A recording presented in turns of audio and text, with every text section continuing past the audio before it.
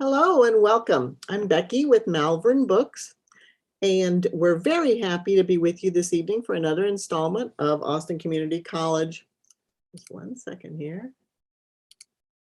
Austin Community College Creative Writing Department's Literary Coffeehouse and Open Mic. Our host is Charlotte Gullick, and our featured reader tonight, the featured writer is Kendra Crystal. Sorry, Kendra. Charlotte, please take it away. It's right when my dog was like, I have to be in your lap, so I apologize for the delay. Thank you so much to Becky and Joe at Malvern Books. And we have a small audience tonight who's in for such a treat to get to hear Kendra. I've got to hear her read a couple of times, and so compelling. Just really excited that Kendra's here. A couple announcements. One, make sure to support your local bookstores. It's really important. And as Becky was saying, that bookshop, Malvern, you can order books online, or you can book with, go to their website and go in and peruse their beautiful store. Holidays are coming up. Books support lots of people. So I highly encourage you to support Malvern if you can. So I'm chair of the creative writing department, and just a couple of announcements. If you're interested in taking any classes this spring, now is a good time to think about signing up. We have a lot of genres. Classes are small. On the 17th, the creative writing department is hosting an event in conjunction with Austin Community College Student Life, a celebration of Native American Heritage Month. We have two writers, Daniel Geller, who's Navajo or Dene, and Joan Kane, who is Inuit. And so they're going to read, and we're going to have a lottery of their books. And so come join us on the 17th. Our next and our last literary coffee house for the semester will be on December 8th. December 6th with Maurice Chama. He is a staff writer and the author of Let the Lord Sort Them, The Rise and Fall of the Death Penalty, which has won quite a few awards. He works a lot about raising awareness about incarcerated individuals and the death penalty. And so he'll be reading some nonfiction work on December 6th. So it's so exciting that everyone is here, and I'm really honored to get to introduce Kendra Crystal. Kendra Crystal is a writer, actress, and singer from Austin, Texas. She considers herself a Jill of all trades. She began performing at the age of 3 as part of the Joyce Willett Dance Company. She began writing at age 8, winning a college scholarship in an essay contest, and began singing in her church's adult choir at age 11. I'm already tired with how much you've done by age 11. It's amazing. An alumna of Texas State University with a BA in Mass Communications and Journalism, Kendra served as an e-board member of the only Black theater group on campus, Ebony Players. Kendra is also an alumna of the University of Georgia, having earned her M.F.A. in Screenwriting. As a screenwriter, Kendra has placed as a semi-finalist in the final draft Big Break Screenwriting Competition 2020, the Oscars Nicholl Fellowship 2021, and the second round of the 2021 Austin Film Festival. Her novel, Abela, was a featured reading at the Diverse Literary Voices of Austin 2019 conference. As an actress and singer, she is also named Broadway musical Austin's Performer of the Decade and Vocalist of the Decade for her role as Deloris Van Cartier in Sister Act. The newest member of the St. Stone family, she enjoys performing drag as a friend of the Royal Court of Austin to help raise money for HIV/AIDS awareness. She currently resides in the Atlanta area. So Kendra, thank you so much for being here. I'm sorry I stumbled a little bit. Oh, no. It's a mouthful. I gave you a novel in and of itself with that. So you just have so many accomplishments, and I feel like we're just very, very lucky to get to spend some time with you tonight. So you're on. Thank you. I'm so happy to be here. Thank you guys for having me, and I hope that I make this worth your time. Just a little, back info about what I'm going to be reading tonight. It's a novel called Abela. And the idea came from my role as Tituba in The Crucible. And the director was a little bit different and wanted to do a voodoo scene at the very beginning. And so I had to learn about it. And about my 54th Google page search, I came across a really weird spell about changing people's appendages into reptiles. And I was just hooked. I was interested. So wrote this novel, decided to turn it into a screenplay. And that's what I've been working on ever since about 2019. And so I'm going to read for you a snippet from it starting at chapter 6. And by this point, you know, our main character, Karis, she was orphaned by Hurricane Katrina. Her mother was a voodoo saint. And now that her mother is dead, Karis's mother figure is her late mom's best friend, Neone. And Karis's best friend, of course, is Neone's daughter. And they don't really believe in voodoo. They're very naive and uninformed, but they are coming to learn very fast that in Louisiana, voodoo is king. And so, you know, Karis accidentally resurrected this Haitian witch and is trying to figure out which is awake, because she has 2 sisters as well. And this witch has conjured up a hound, which is kind of like a huge hellhound that keeps following them around and has killed many of people around them. So by chapter 6, they are very much in crisis mode and just trying to figure things out. So let's start. The cemetery was much quieter than I expected it to be. Usually there were throngs of tourists running through it trying to get the real New Orleans experience. Since Halloween was so close, I was certain there would be a crowd, but other than the 3 of us, there was hardly a soul. The farther into the rows of crypts we got, the less activity there was around us. The evening was quiet and still, with the exception of Sage stomping through the tall grass in her boots. She was doing her damnedest to let us know she wasn't pleased, dragging her shovel loudly through the weeds. Neone was doing an even better job of ignoring her. So what? We come all the way out here to dig up? I knew Sage, her sass. It wasn't personal, but it was sour enough to stop Neone in her tracks. Yeah, if you think any of us is having a good time, you were sadly mistaken. Neone pivoted and continued moving through the grass. The older parts of the cemetery became more obvious, the crypts more and more disorganized. So, find the grave and what? Sage sounded more willing to cooperate. Well, the last time one of these sisters was resurrected, she made anchors for them. Anchors? I repeated Neone, reminding her that she only makes sense to herself. Healing crystals. She sprinkled a little of that old world hoodoo on it, made it so if anything happened to that candle, their souls had somewhere else to go. Anchor to the plane of the living. Neone didn't look back at us while she talked. She kept moving steadily and undeterred. Find the necklaces, we might find out which one is awake. How do you know this? And how did you find out where they were buried? I didn't want to sound like I doubted Neone's info. In fact, it was the opposite. I was shocked at how much she found out since we last spoke about it. Just like any other religion or practice, we got our believers who know better than others. Recorded histories of our own. Neone's voice cut off as she came to a complete stop. 3 large boulders sat in what looked like it used to be a clearing. The grass was still pretty high, but slanted as if something had been walking through it, but no, never mind. All right. Kish, you take the left, and Sage, you take the middle. Take it where? Sage was copying yet another attitude. Dig, child. I mean it when I tell you, you dig or die.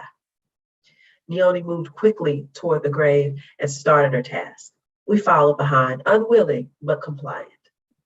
I never had to dig a real hole before, so my body wasn't in the least bit prepared for labor.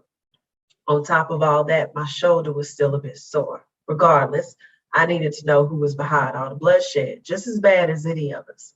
Dirt flung in all directions. It was almost fall, which I was grateful for. The light breeze coming through the graveyard was chilled but welcome. The constant whooshing sound was actually calming in a place of level 10 discomfort.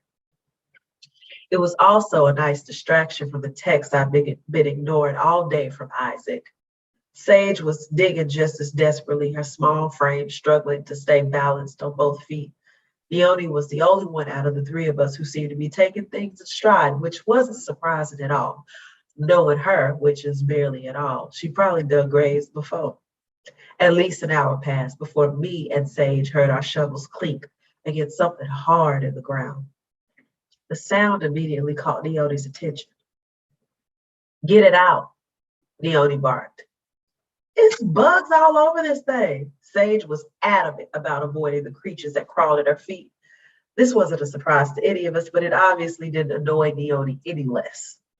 Leonie dropped her shovel, scooping a handful of dirt from the ground. Without hesitation, she marched over to Sage.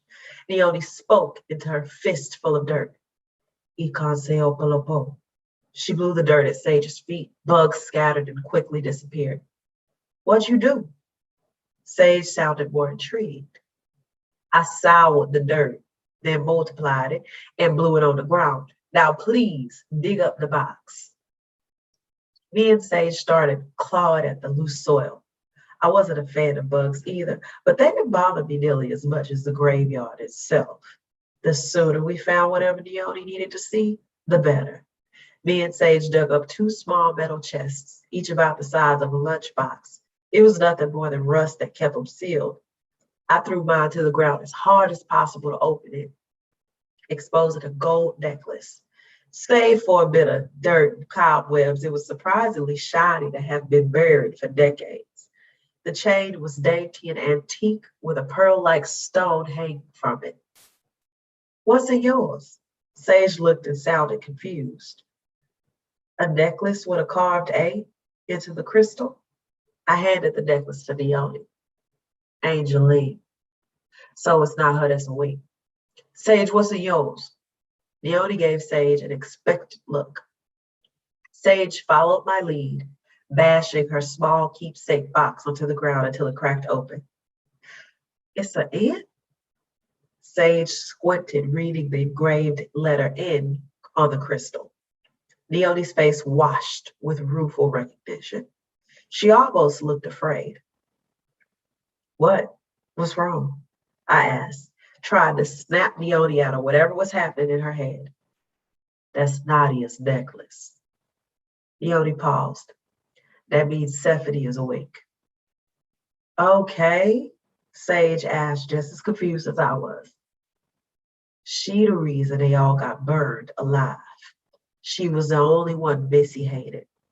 She's the one who hexed that candle, and she's the one who cursed Josiah with her dying breath. Leonie glared at us in all seriousness while she spoke. She's the scorned one. Sage filled in the final piece, sending a chill through the air. We all know what they say about scorned women. Add a witch and an oppressed slave to the mix. We stared silently at the empty chests laying below us with their lids cracked into pieces. No one made a sound.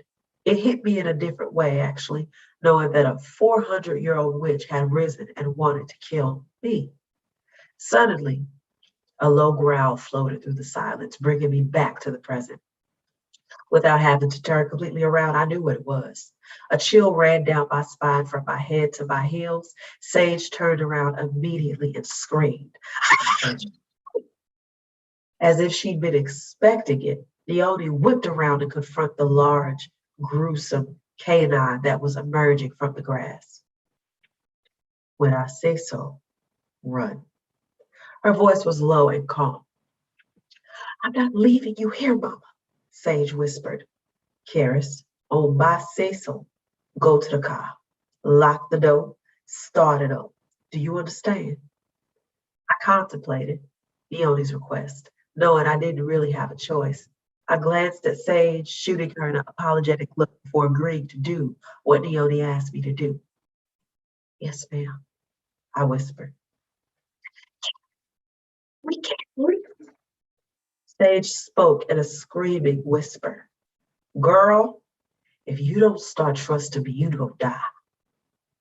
Leonie spoke without taking her eyes off the hound. It growled and scowled. In one fell swoop, Leonie fished a pouch out of her pocket and whirled her arm around like a ceiling fan, her body twirling underneath it.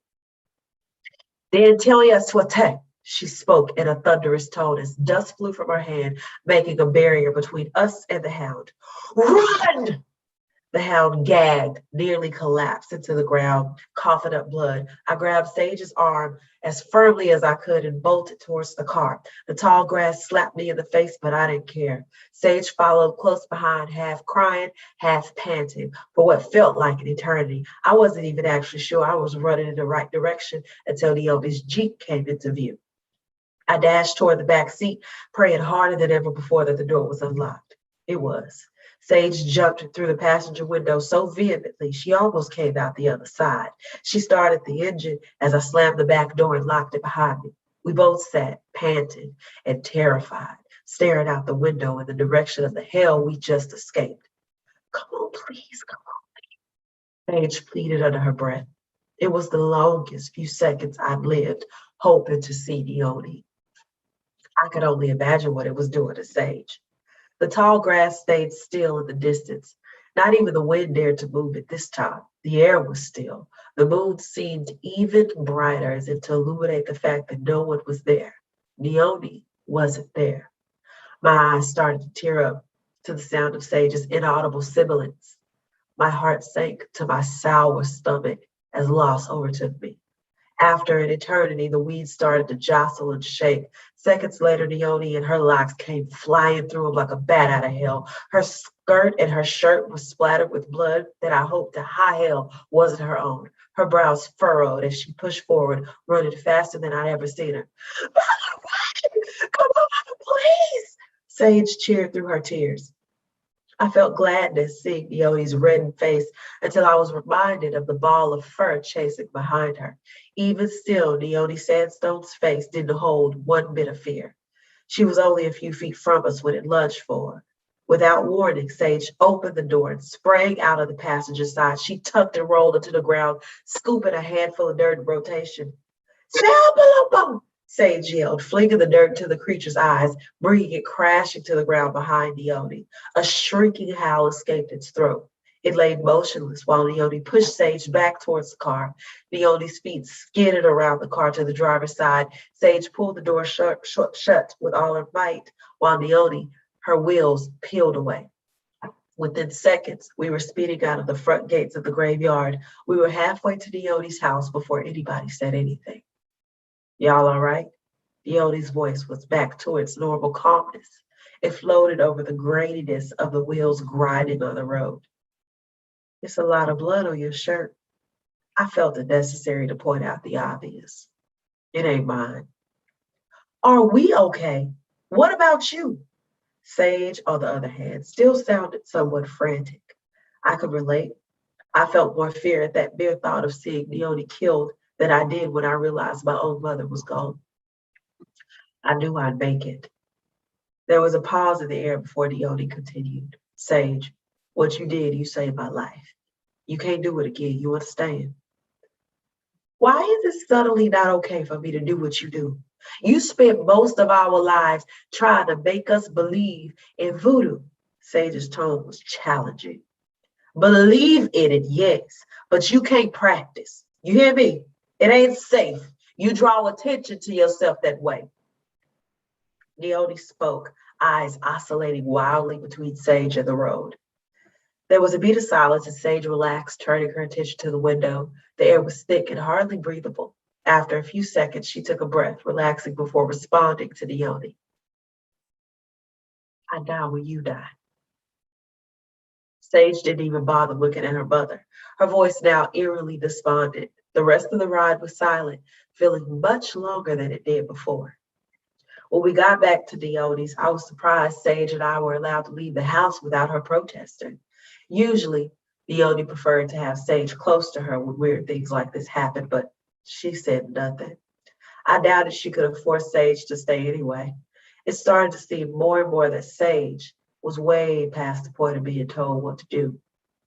The next few days, it became gradually easier to see that the happenings at the graveyard affected Sage way more than it had with me or Naomi. I, of course, started having nightmares again, but that wasn't anything I couldn't handle. Sage was talking less and less. By the time the weekend rolled around, she'd only been to work one day and was barely speaking otherwise. I wasn't shocked to hear Charlemagne at our front door early Saturday. He was dressed in a pair of faded jeans and his old high school t-shirt, but he was clean. His morning shower still smelled fresh on him, so I assumed it was his day off. Is she here? He didn't sound upset, which was a relief. I didn't know what exactly my brother was going on with, but I knew that Sage didn't need Charlemagne being upset with her. Nowhere else she wants to go. I stepped inside and let him enter. Sage Sandstone, you still living? Charlemagne wasn't exactly yelling, but his voice was still booming through the apartment. Sage swung the door open and stared at my brother with an unreadable expression on her face. After a few seconds of neither of us saying anything, Sage made her way past us into the kitchen. I assumed she was getting coffee. What do y'all want to tell me what's going on? I mean, how sick are you, Sage? Very. Sage threw out a sarcastic cough. What the hell is the problem? Is it me? Did I do something to make you not want to work there? You still mad about Shauna? I told you I was just trying to keep you and everybody else safe. That makes one of us. Sage's expression didn't change, but I shot a sharp look directly at her. Speak plain. I couldn't help but sound combative. Whoa, what I miss? Charlemagne threw his hands up as if he had a gun on him. You? What did I miss? I was genuinely confused and a little irritated. I wasn't in a bad mood, but I definitely wasn't in the headspace to deal with Sage's accusations. You were going to let that thing eat my mama. Sage started speaking through her teeth. She told us to run. What did you want me to do? Stay with her and die? You heard what she said. She knew she'd be fine. I was in full fight mode. I loved Leonie like she was my own mom, but Sage and I both knew we were no match for whatever that animal was. Somebody explain, please. Charlemagne was still calm and collected when he spoke. We went to the graveyard with Leonie a few days ago. She asked around, found out where the sisters were buried, so we went to dig up the graves to figure out which one was awake. Before we could finish everything, the hound came. When I mentioned the hound, Charlemagne swallowed hard. Karis just left my mama there to die and fight it on her own. Sage stared daggers at me. Leonie made a barrier around us and then made the thing choke on its blood. She told us to run while it was down. I did what she said. I was standing across the room, my body stiff with tension. Where is she now? Charlemagne was obviously exasperated by this girl drama, but I appreciated him playing mediator. She's fine, but she can't fight that thing and she's constantly worried about us. What would you have had me do, Sage? Tell me that. I heard my voice echoing through the room. I would have had you try not to make everybody else an orphan too. Sage's words were hurtful and she knew it. Charlemagne responded before I could tear into her, which was probably best. You don't really think Karis wanted Leonie to die. You just want somebody to be mad at. Charlemagne spoke sternly. Excuse you? Sage shot back. No, excuse yourself. Ever since you lost your little boyfriend, who tried to kill you, by the way, you've been mean and closed in. He stood in front of me like a bodyguard, staring Sage in the eye. I don't expect you to understand, Charlemagne. Can't even remember the last time you had a real girlfriend. Sage was in full attack mode, which was not like her at all. I can't remember you having a real boyfriend either. And you're right, I don't understand. Because it takes more than 3 days for me to fall in love with somebody. And it damn sure takes more than that for me to turn on family. The people who have held me down since I can remember. Newsflash, Karis isn't the only orphan in the room, so be careful how you play that card. Charlemagne stalked towards the front door. If I didn't know him, I'd think he had no intentions of ever coming back. Unlike the rest of us, he lost his mother twice. That's 2 times he watched women he loved die. And Sage's reminder didn't make it any better. And bring your ass to work on Monday or don't bother coming no more. He slammed the door behind him, leaving the room in complete silence. Sage's face had softened. I could tell evil Sage was gone and logical Sage had returned. Judging by her speechlessness, she knew that what she said was out of line. It didn't matter though. At that point, I needed to get away from her. I needed to leave too. In the back of my mind, I was empathetic to Sage for all the things that had happened to her over the last couple months, but enough was enough. She was turning into the worst kind of victim, one who lashes out for no reason. It wasn't the Sage I knew, nor the Sage I wanted to get to know. Amazing. Incredible story and incredible delivery. Thank you. Woo. Oh gosh, Kendra. Okay, I didn't quite track, and so at this point, is it a screenplay or is it a novel, or is it both? So it's a novel and a screenplay. So I wrote the novel first, which is what we just read, and then the screenplay I wrote almost a year later. I wrote that. I have this sort of timeline of things in my mind, the way that I wanted to be out in the world. So I kind of work on them simultaneously at this point. Okay, great. I'm just, because it's so visual and the dialogue is just so, it lends itself to both genres really beautifully. Thank you. So I just have a couple of questions for you. Yeah.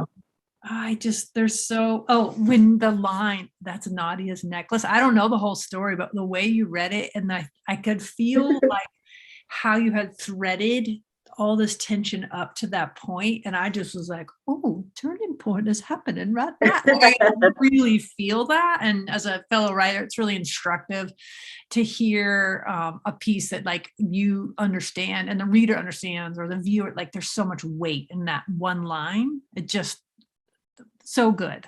I'm sorry, I'm like, your stuff's good, I need to tell you, but I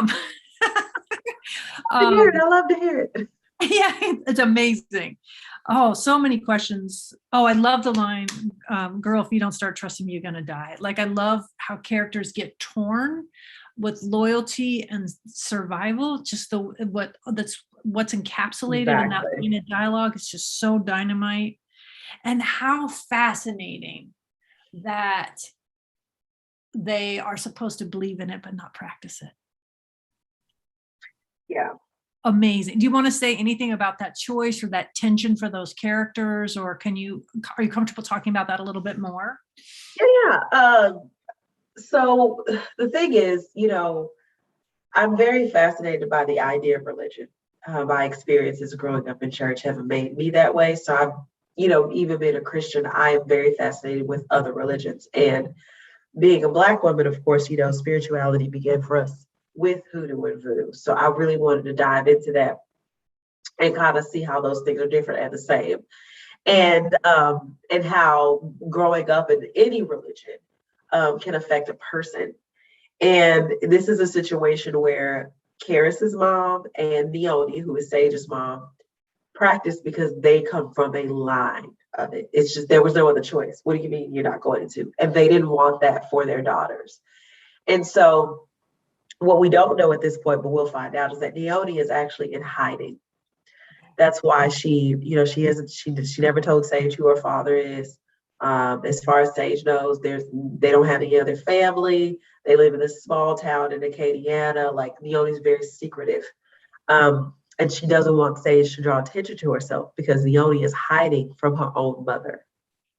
And so that's why she's like, I want you to believe that this is real, because Leonie has seen what, this can do when used the wrong way, like any practice. And Leonie's mother is also a witch, which witchcraft is different from voodoo.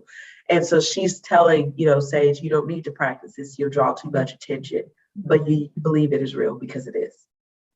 And she just can't get the point across. She can't, well, and a lot of tension, right? Because she Exactly. Exactly.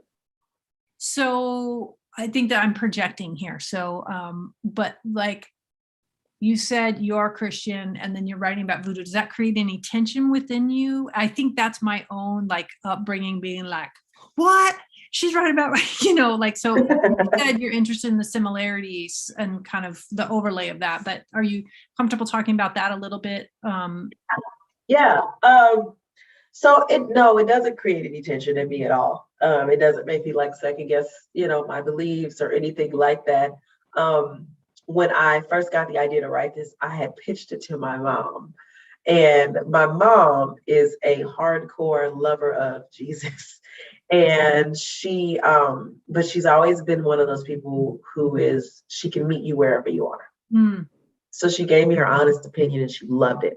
And mind you, she does not watch this kind of stuff. Like on TV, she's not going to watch it. But when I was telling her the story I did, she just loved it. And she said, yeah, do it. So that kind of gave me, her and my dad, they kind of gave me the umph that I needed to know, like, this is okay. And it's okay to explore this. This is, whether you're a Christian or whatever, like as a Black American, this is part of your history. And it's okay to write about this. And, you know, anybody who believes anything, you know, there are people who believe it to the extreme, and they can kind of spin a bad connotation on those beliefs. And we sometimes feel the need to clear our name. And that's what I've been seeing a lot with like voodoo and hoodoo in the media, that it's all bad. And it's just a religion, just like any other religion. And just like any other religion, you can use it to cause harm. And so I wanted to like make that very clear. So in the novel and in the show, you'll see how it plays off of witchcraft. You'll see how voodoo plays off of hoodoo and Christianity, because Karis's other brother is actually a pastor. So you get to see those conflicts. But yeah, it didn't create a conflict in me, because in my mind, it all roads ended in the same place. So when I think you just helped me see that the tension that I was asking you about is the misconceptions that I'm probably carrying, and the misrepresentation of what voodoo really is. Yeah. So thank you for correcting me, and course correcting some of us. I don't know if anyone else is in there. So I have two more questions, probably. So when did you know that in this scene that you were going to overlay the history, the line about the scorned woman, you add a witch and a slave? Like where did you know that at the beginning, or did that come to you as you were writing it, or how'd that play out for you? Yeah, I always say there are two kinds of writers. That's what I learned in school. There is a gardener and there is an architect. The architect knows everything that's going to happen from beginning to end, who you're going to meet, every turn the story is going to take. They have built it all the way out. There's a gardener who starts with an idea, they start writing, and they just see how it grows. And whatever comes. I'm an architect. So I knew from the very beginning, and I can tell you, like, as far as the book series goes, I can tell you there are going to be 5 books. I can tell you what each book is about. I can tell you who the big bad is. I can tell you all the characters. I have a family tree for each of these characters. So I knew when I started writing what the story was. And though I haven't even started the second book, I know exactly what's going to happen. So yeah, I did know. Oh, that's so, I thought you were like, and I'm a gardener. No, you're like, no, I'm a gardener. I'm a control freak. I'm an architect, of course. Oh gosh. Okay. So as I said before we started tonight, that we have a lot of writers here, people who are in classes. And so I have 2 questions related to that. And like, what we want to be able to do and what we're able to do. There's a really big gap for when we start out. And like, what's your advice for closing that gap, or, on the days you feel like you never will? Like, do you have any words to that? So let me make sure I understand your question. So are you asking me, like, what is my secret for handling when it becomes overwhelming and I can't do everything I want to do? Yeah, when it's not as good as you want it to be, those first couple of drafts, unless it's all coming out this good and I made an assumption. Understand that it's always going to suck. The first draft is always going to suck. It's not about making it good. Just write the story.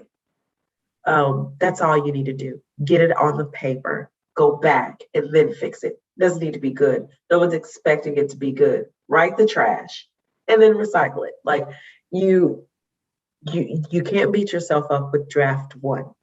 The idea is just to get the idea out. And so do that. And then go back and make it perfect. And writing is rewriting, whether you're writing books or screenplays or whatever. Writing is rewriting. I have written of this book, this is draft number 4, and I'm still not done. Of the screenplay, I've written about 20 drafts. It's just rewriting. That's it. So don't be afraid of that. You cannot, and some days you're going to be more, your creative juices are going to flow, more, better than others. Some days you can't think of a damn thing. And then other days you can finish the book in an hour, so expect that, be okay with it, and just go with it. Great. Thank you so much. I think that this is a lame question, but I'm still going to ask it because I think I came in. Well, I want to ask if you have any writing rituals, but then I'm wondering, are you trying to see if there's like voodoo in her writing? Like, that's what I'm wondering about. So I'm trying to take the voodoo part out of it, but like, do you have writing rituals, things that help you enter the material or exit the material? Oh, yes. I love the research part. I actually research in person. So like I was telling you before this, I actually went to Louisiana multiple times. For my birthday, I went to Lafayette. I plan on going back and took a tour of the swamp. It was one of the most beautiful places I've ever seen in my life. So really throw yourself into the research so that you have a good foundation. It's so easy to write about a thing that you know backwards and forwards. So much easier. So learn as much as you can about the subject, the ins and outs of the story that you're writing, the people, their beliefs and practices and everything. Learn as much as you can. And that's a thing that I do every time I start writing something new. And then when I get into the writing, again, I'm an architect. I outline everything. I outline every single thing. Halfway through writing a thing, I'll stop and not write anything. So I'm like shooting it, just watching TV. I like to eat spaghetti in the bathtub. That's my thing. There doesn't need to be water in the tub, just me and the spaghetti. That's my thing. So whatever makes you happy, like just do it. Stop writing and then come back and then finish it out. So that's my ritual. Like I go hard on the research. I outline it. I start the writing. I take a break. I finish the writing and then start the rewrites. Okay, a really important question. Favorite form of pasta? Okay, there's this pasta. I don't know what it's called, but it looks like spaghetti, but you can actually see the hole through it. It's much thicker. It starts with like a B or something, I think. And I love it. Like I use it to eat, like make spaghetti with. Like it looks like little straws, and it's delicious. Did I read a story that it's hard to get in the pandemic, that pasta? Did I make What that? did you say? I'm wondering if I read a story that was hard to find in the pandemic. Oh, probably, because mine eyes have not seen it since last September. So well, if I find any, I'll send some to you in Atlanta. thank you so much. I love it so much. Okay, hollow spaghetti for Kendra. That's what I'm writing down like now. Loving it. Yeah, okay. because I'm a child in my mind. Yes, bucatini. Thank you, Danielle Kegler is like my best friend, guys. That's the one. Bucatini. I love it. I call it spaghetti straw, but that is not the proper name. Thank you so much, Danny. It's good to have friends, right? Yes. Got you covered in everything. Okay. We'll start to move over to the open mic. And so if you're someone who's interested, I have one more question for you. If you're interested in being an open mic, it's 4 minutes. I'm going to be pretty strict tonight because I think we do have a lot of interested writers. Put your name into the chat. Tom, I already have you down. So if there's anyone else who wants to read. And also remembering in support of Malvern's fantastic guidelines, please do not read anything that involves torture, sexual assault, torture to animals, or racially motivated profanity. You can write what you need to write, but you need to choose what you read in public because we are responsible community citizens. And I'm always grateful for Malvern for setting those guidelines and guiding me to be a better literary citizen. Okay. What was my question? Oh, I just wanted to know, like, is there anything you want us to know about your work? Because you wear so many different kinds of talents. Like, how do you decide, like, I have so many questions, but one, do you ever sing your writing out loud? Because you're a really good vocalist. Do you like read part of your thing out loud? No, I don't sing my writing out loud because it doesn't rhyme and it sounds ridiculous. So I don't sing it out loud. I will sing random sentences. Again, something I will randomly do with like my boyfriend. We just sing conversations. So no, I do not do that with my writing though. Okay. I guess, is there anything else you would like to say at this point? Yeah, I really appreciate you all having me. I am really working hard to get this. We do have some conversations, yes. Working really hard to get this published, and so I really hope that when book one is out, that you guys get it and you love it. If you want to get in contact with me or you have any questions or anything, my email is kendra@kendracristel.com. Feel free to reach out. And so I really had a good time tonight. I'm looking forward to whoever's reading next. Thank you for having me, really and truly. It's a total honor and pleasure, delight to have you here. I heard Kendra read at the Diverse Literary Voices, and it was such a rich, rich day. And I just wanted to spend more time with your work. So thank you so much for joining us tonight. Thank you. Thank you very much. Yeah. Hope you feel better. Thank you. For you guys who don't know, I have a sinus infection. I don't normally sound like this, so forgive me. No, nobody would have known if I